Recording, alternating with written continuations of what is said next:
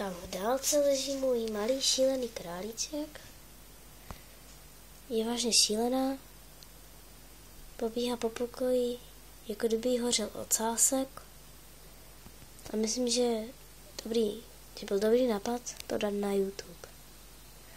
Takže já ji zatím zkusím nějak rozdivočit, aby tam jen tak naležela, aby se z toho něco měli. No, dneska si nějak nechce. Oh my fucking heart. A šup. Nope.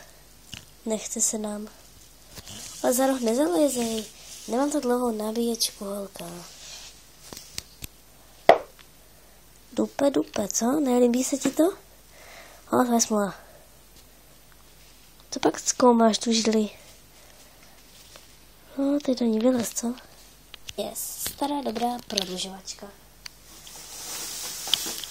Trošku se do toho sype, ale stojí to za to.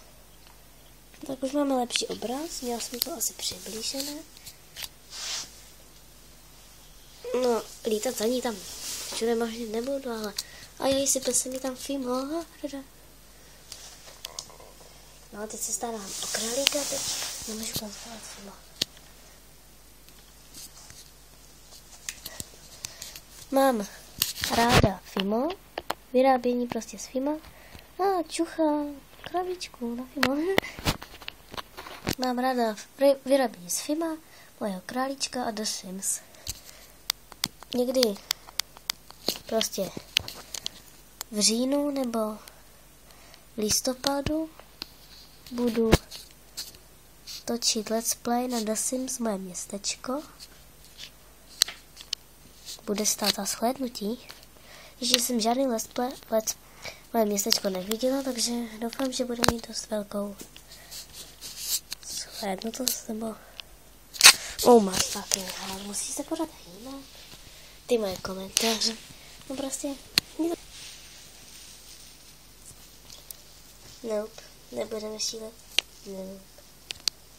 No tak udělej něco, no. No super. No. Někam nesvítí světlo. No, chtěla jsem říct měsíc, a měsíc ještě nesvítí. Můžu to točit o půlnoci. No šup.